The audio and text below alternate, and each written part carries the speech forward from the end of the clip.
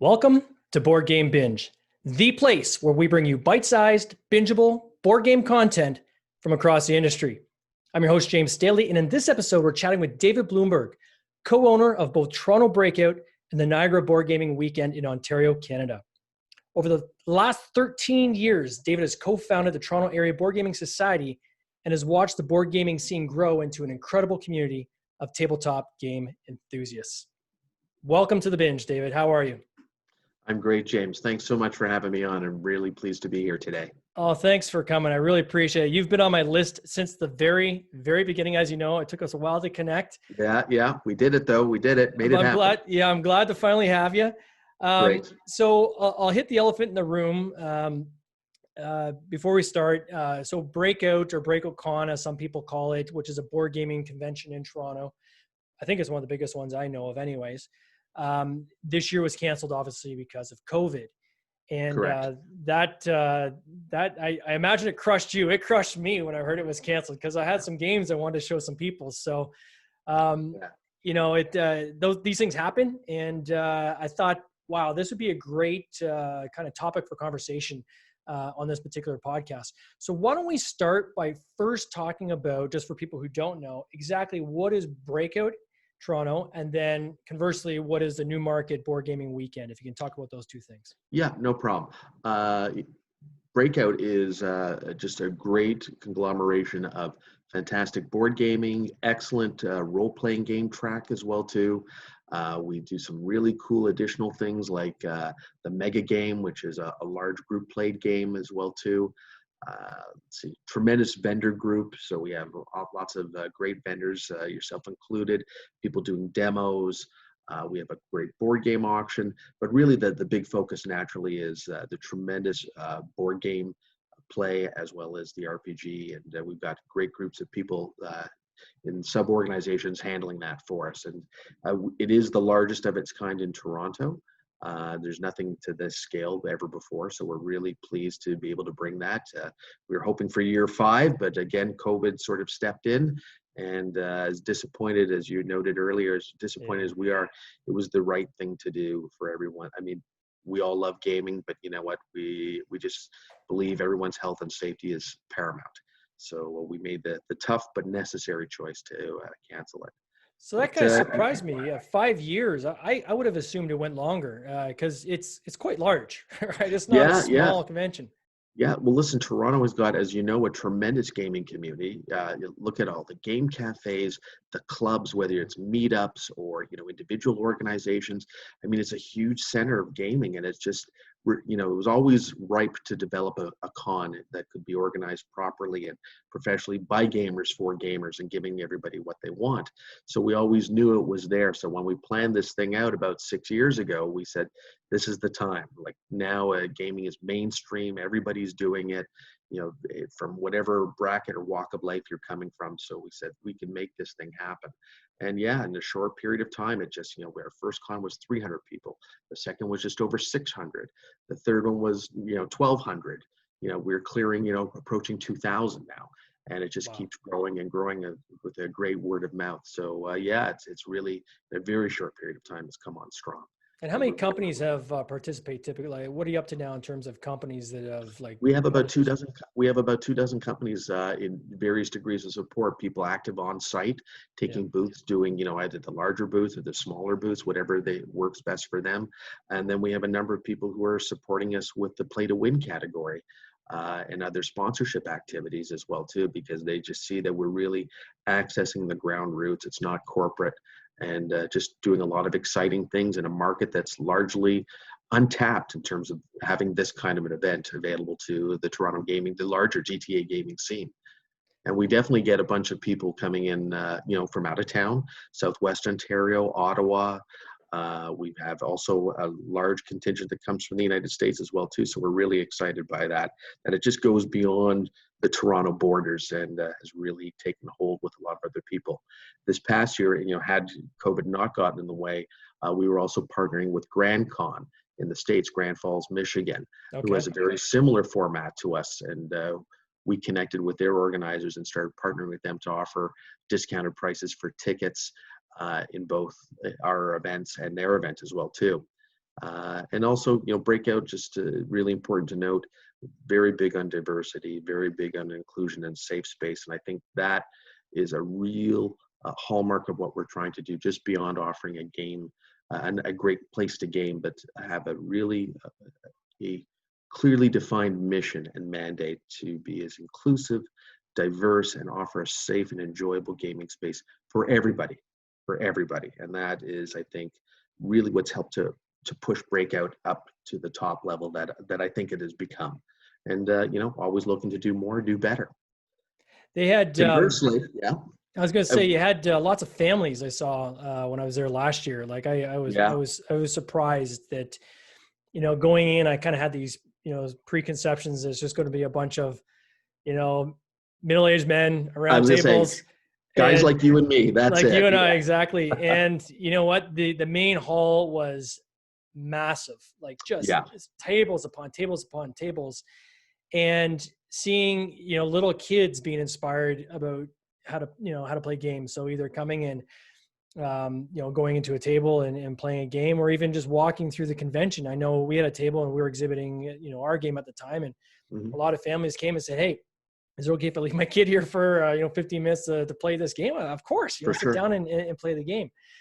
Diversity was it was impressive to see the diversity. Now, are you tied into Toronto Gamers? And by gamers, for those people on the audio podcast, that's GAY-mers. Is it like, I know something on your site, you're saying there's some kind of area that's created for the group, or? Yeah, well, we, Toronto Gamers are actively involved exhibiting at our hall. So, they're talking about their club and, and helping to build up the gaming community there. And again, same thing, partnering with that safe space and inclusion and all that. And it's part of the mandate. And we work quite closely with them, and we're very proud of that connection, that affiliation with them. And they bring a lot of excitement to the table. If you ever go to their booth, it's just, man, there's so much stuff going on in there. And they're just an enthusiastic group of gamers, and that's what we love. It's quite the community here in Toronto. And for sure. With the different areas, so I know there's the large room kind of where you can go and play general games, but you also have like a tournament area, I believe, as well, right? So that's right. Yeah, we have a specific smaller tournament area that's focused on competitive play that is typically sponsored by a number of companies. So that just, for those people who want just a little more edge and a little more excitement to their gaming experience, right? We offer that to them. So, but we don't let it dominate the theater, because we still have a strong belief that people really enjoy the open gaming.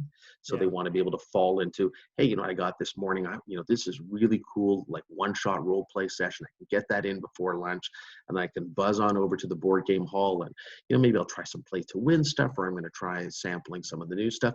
And then I'm feeling a little cutthroater, so I'm looking for a competitive game. I want to take home a prize.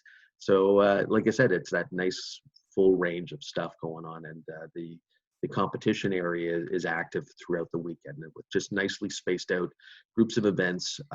Almost all of it is typically virtually no experience required, so we want as many people to be able to access it as they possibly can. There are the rare occasions where you do need some experience to for some of the more complex games. Sure. But as much as we can, we try to keep the bar of entry extremely low, so just about anybody who wants to and can jump in without any concerns. Can I compete? Can I have a good time? Will it be fun? And the answer to all three of those questions, we always try to make sure the answer is yes, yes, and yes. How does the play to win work? Can you talk a little bit about that? Yeah, for sure. So companies generously donate a number of their different games. And what happens is we have a sign-out sheet. Group of gamers will pick that game. They're going to play it, hopefully have a fantastic time, and they all write their name on a slip. And they can as many games as they want to play over the course of the weekend. Before they do the draw, they'll enter their name for each game that they played. And basically we just put it in a fishbowl and do a little shake, and somebody pulls out that lucky name, and it's so-and-so, that gamer wins that copy that they played over the weekend. So they get to go home with the game that they played, and it's super fun, and it's definitely one of our marquee events. Everybody just loves it, and we've watched our play to win just get really big really fast, to the point like, oh my God, we almost going to have to start getting a separate hall just to handle this, right? But that's a wonderful problem. We love that problem, and it's just borne out by the attendees who just go nuts for it. It's great for the attendees, but also like from the a publisher side. I remember when you told me about this, right away I said, I'm in. I mean, if I can it's donate a tremendous. game, and then people are going to now try that game and play it over the weekend. So what better way to get people involved in trying something you've created and really understand how the ins and outs of the Absolutely. game. And they're going to take it back. They're going to play it with friends who didn't get to come to the con. So the publisher now accesses a bunch of new people that they might not have had access to. And it's really that tremendous exposure that comes up, and, people get it. It's publishers love it, and it's a win-win. There's no downside to it. It's all awesome. The play to win is just really fantastic. Now, I remember I saw this room that had all these used games on auction. Can you talk a little bit about the auction? It was cool. Yeah, that is my area of expertise in particular, because I also run it for the Toronto Area Boardgaming Society. It's called the Bring and Buy Auction. And it's an area where it could be, brand new in shrink stuff, or gently used, or, definitely a player's copy that runs. And it's basically, it replaces the old style auctioneer, interrupting and making a lot of noise. And what it is each person submits their games or their bundles of games, and they have 3 price slots. And basically they'll write whatever price they want for the first slot, then the second price for the second slot, and the third price for the third time slot. And as the new time slots kick in, the new price takes effect. And it's just a nice, easy way to deal with auctioning without, like I said, having a loud auctioneer and a whole bunch of people having to sit down with paddles, waving their hand when the price starts to go up and they want to bid in. And it just comes down to, at that price point, if you see that game, and let's say it's normally retail a $50 game, and you can get it for $20, you just literally bring it up with its little slip, and you pay your $20 at that time slot, and great. Sometimes people want to wait for the discounts at the tail end of the con, but you have to sort of gauge it and say, I might save $5, but somebody might scoop it by paying the $5 more in the earlier time slot. So that's the fun of it, right? And that's the risk fun it of takes. it. So it's that's it. But it's a hot ticket, and the lineup to get in the morning is just out of control in a great way. It's a lot of fun. And now that keeps getting bigger every year, I imagine, too, right? Oh yeah. When we first started, it was a good size. Now it's a big boy. It's a real big boy. It's a big event, and it takes up basically 2 sub halls completely. Oh my gosh. We have to roll in there basically 11 o'clock at night and do just a magic changeover of pushing all the tables from all the gaming off to the sides and all the chairs out. And I have a fantastic crew of people who help me organize that and run it for the whole day. And it's definitely a wonderful event, and it's a great way to get into some games and build your collection up very inexpensively if you don't mind getting used games, right? And sometimes there's some, one man's garbage is another man's gold, as we like to say. Well, many of these games too are just gently loved, right? So there's you play maybe once and it's not that person's style, so they say, "I'll just get rid of the game." And exactly. And people totally, they get that, and most people take really good care of their stuff. It's very rare do I get something that looks pretty mangled, right? They gamers are great that way. The vast majority of them are great.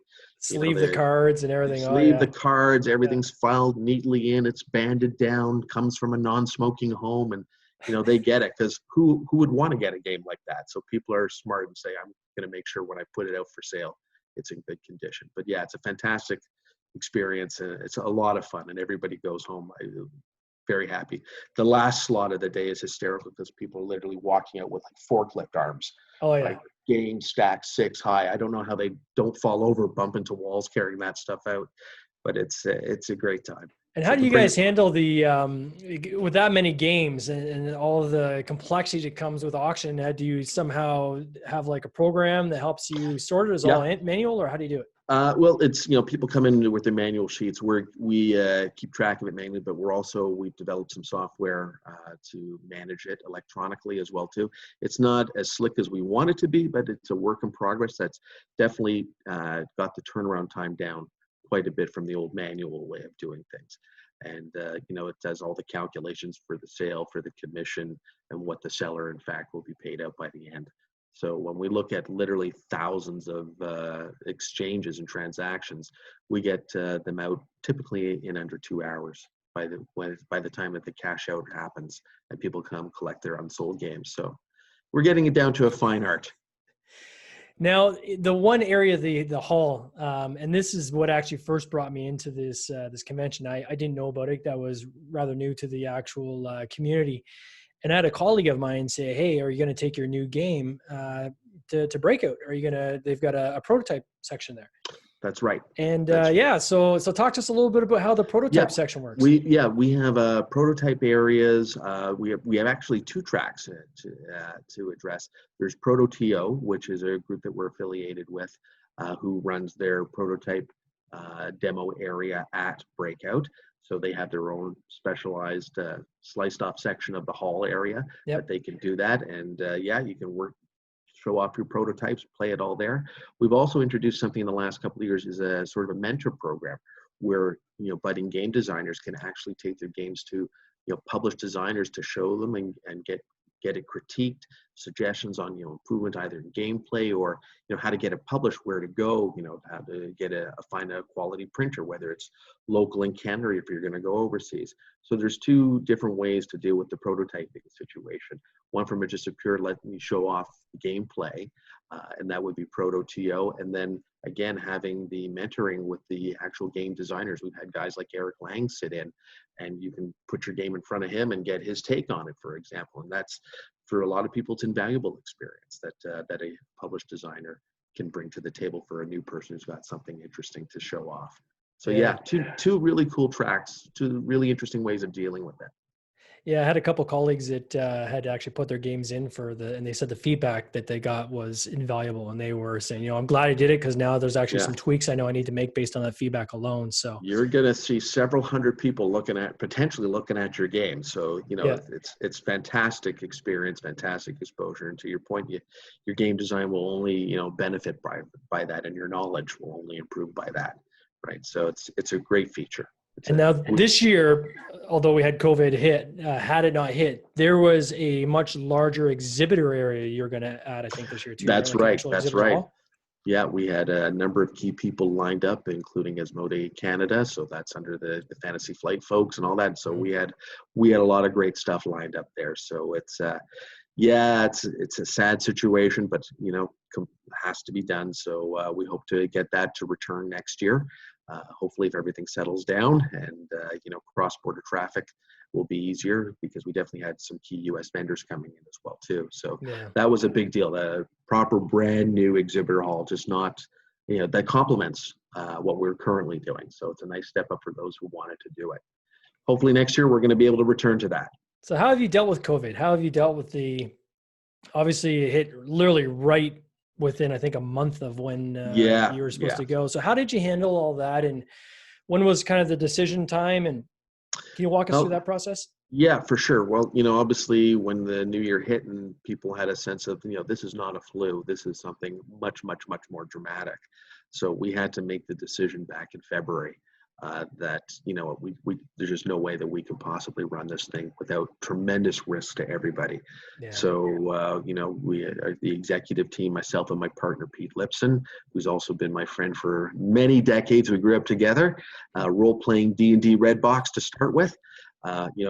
Pete and I and the team sat down in February, early February, and said, okay, let's look at this thing straight on in the face and say, what is the right thing to do? And we all just came to the conclusion we can't do it. So the option was either completely cancel or at least try to reschedule Breakout, which we did attempt to do. We scheduled it for October 31st to November 2, with the hopes that this might have gotten under control. Obviously, is what we've seen in the last couple of months, and especially south of the border, it's not under control. And there's more than likely we're going to be living with it like this for the rest of the year. So we recently, within the last 2 weeks, we did another reevaluation and said, you know what, again, this is a no-go, that we can't possibly host this thing. Even if we wanted to, it's just too damn dangerous for everybody. Yeah. So, we pushed it back and we made the announcement, and, we're now back. We're to the 2021 original March dates for 2021. Hopefully we're under control, that the world is a safe place and larger groups can be together safely, gaming together. But, until that time, we just had to write it all off, regrettably, which was a shame. Do you have any contingencies in place to, like assurances and so forth for people for this coming year then for the We have a 2021? lot, a lot of people have been tremendously supportive when we put it out there. I handle the vendor community specifically. Pete does a lot of the individual attendees, and a lot of people have said, you know what, that's cool. You guys have made the right decision. The team has made the right choice, and just hold on to our money and just put it forward to 2021. And we've had a lot of people right across the board take that. Obviously, with now a lot of people out of work, a number of people have asked for refunds, and we've refunded it as quickly and as immediately as possible. We don't want people to be out of pocket. We don't want it to be a sore spot for anybody.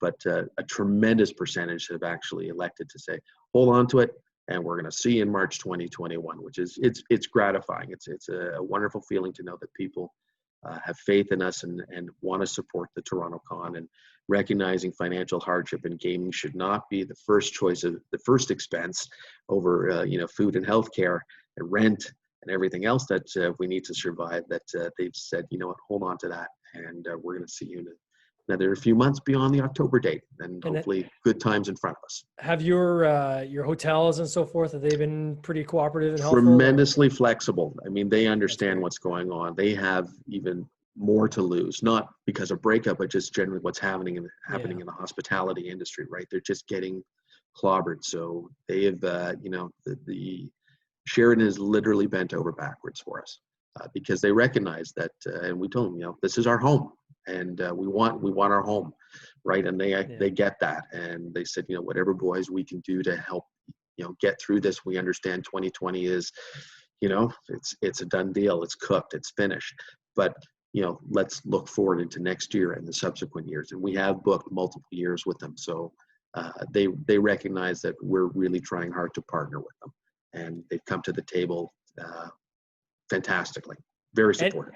Anytime I hear of a hotel actually being helpful in that regards, it makes me happy because I know that that's not always the experience for people. So for sure, that's awesome. So the Sheridan was very helpful for you guys, and more than happy to plug their name if they've been helpful. I think that's great. They've been superstars by comparison. Yeah, for sure. That's awesome. Sure. So talk about the Newmarket Board Gaming Weekend. The Niagara Board Game Weekend. Niagara, sorry. Or not Newmarket, Niagara. I keep saying Newmarket. Newmarket's close to my heart, as people know. I part of the Newmarket Board Gaming Group, but the Niagara Board Gaming Group. How does that differ? Like it's a different kind of beast, right? Yeah, it's got a completely different feel. First off, it's capped at 300 people just because we're at Lundy's Lane, Niagara Falls, Ontario side.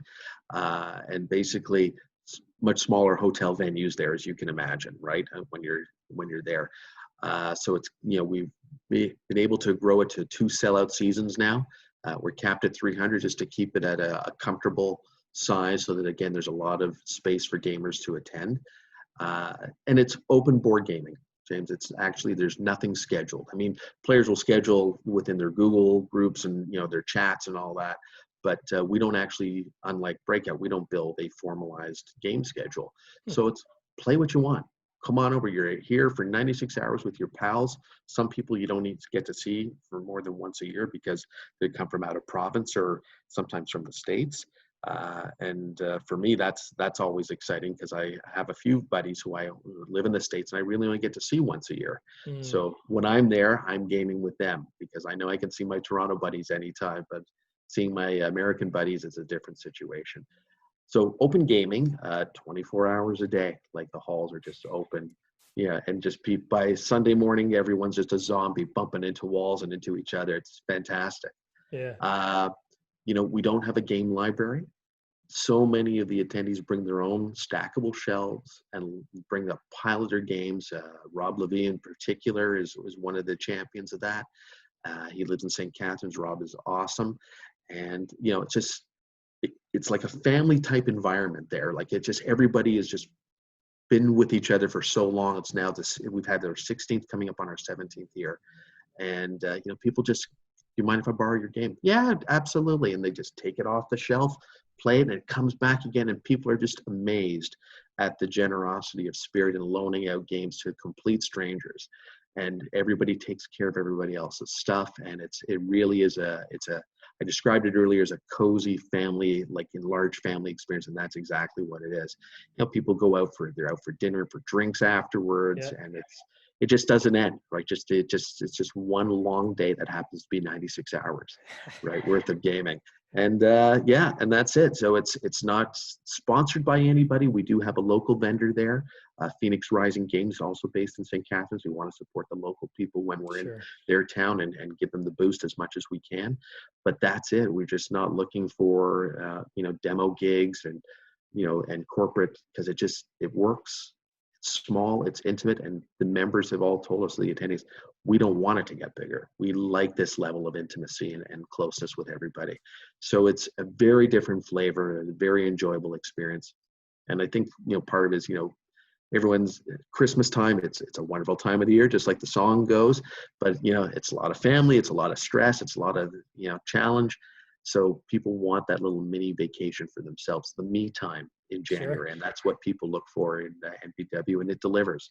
The only special event that we run is we do a Niagara Bring and Buy, and we do typically 2 small competitive events, like not big in terms of taking over hall space, but we offer a couple little things there just for those who want that extra kick. But again, we don't let it dominate the open board gaming that's going on. But again, completely different event, but a lot of fun. A lot of fun. So how did you get into all this, right? So this isn't even your day job, right? This is what you This is do in not your my spare day job. time. This is it. This is the fun time. Listen, like everybody else, I started gaming years and years ago. I started gaming when I was, I guess, 15 or 16 years old. D&D, Red Box Edition, and just fell into board games. War games in particular is my specific interest. Yeah. And always had a good, solid core group of friends who had shared interests in the games that we liked, and we were playing, after high school and all that. And just, people get married or people start their careers and different things happen, and gaming sort of subsides a little bit. But with our group of people, it never went away. And I've known people where it just disappears completely off their radars, life takes over. It always was with us, myself, with Pete, and about 8 other guys that were always involved in gaming. And just, I guess when we got to our 40s, we probably said I think we said it when we were 40 or 41, we had a little party to celebrate our coming of age, so to speak, coming of middle age. And we all said, we can't understand at that time when board gaming was taking a hit due to console gaming, electronics, magic, and all that stuff. We don't understand how gaming is not thriving in the city of Toronto. It should be. There are lots of gamers out there. There's no reason for it to be fading away. And we said, we looked at it and said, there used to be Pandemonium, there used to be Orion, there used to be Polaris, all these sort of, again, events run by gamers for gamers. But the sense we got was that they weren't well organized, didn't have a sort of business discipline to make sure that, are you covering the bottom line? You got to pay the hotels, or you can't run in the red, otherwise you're not going to have a con anymore. And are they giving people what they want versus what the organizers think that people want? And we asked all those questions of ourselves, and because we had already spent some time developing the Toronto Area Boardgaming Society and developing events, just one-day events, but getting a couple hundred people out, we said, we think it's time to start now planning and getting involved in a larger convention. And was sort of the origin of Breakout through our TABS efforts, the Toronto Area Boardgaming Society, where we were having those one-day events. And we said, we're getting a couple hundred people for one day. Imagine what we could do if we run a really good multi-day event, gamers for gamers, and giving people what they want. And so we held our breaths and we said, let's start. And the first one, we had 300 people come out for the weekend. It was fantastic.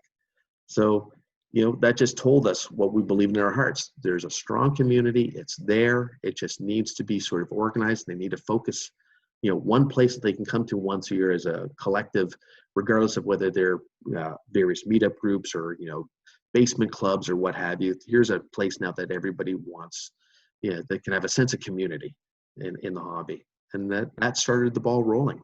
Well, certainly I appreciate, you giving back.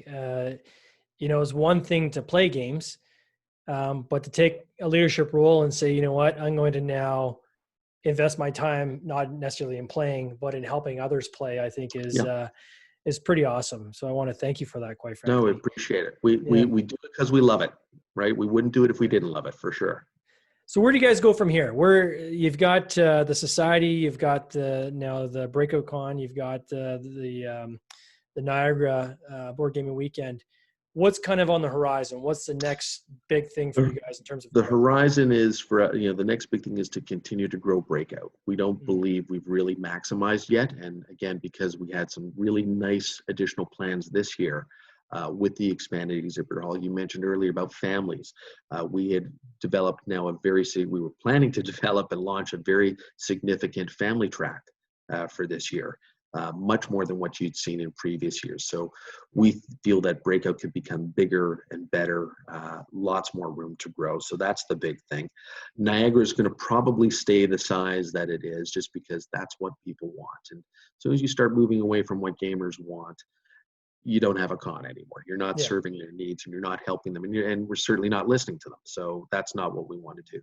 We really believe the effort is Breakout. And as we continue to sort of collaborate with groups all around the Golden Horseshoe, we think we can continue to grow it. So that's it. Just keep adding more and more to it and just filling out that hotel. There's lots of room still there to grow if we want it.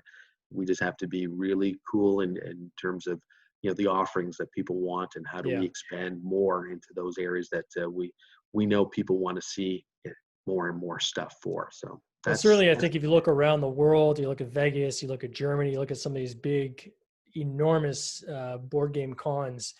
That's a good indication that you're just starting, and this is, I'm yeah, sure, going to be massive for you guys. So, that's our thanks so plan. much for coming on the podcast. I really appreciate your time. I know it's you're really, really busy getting everything ready for the next phase, and I just want to thank you again for your time and all your contributions back. Great, James. Thank you so much for having me. I really appreciate it. Enjoyed myself today. Thank you Well, again. thank you, David. Take care. Eh? Cheers. Take care. Bye-bye. Ciao.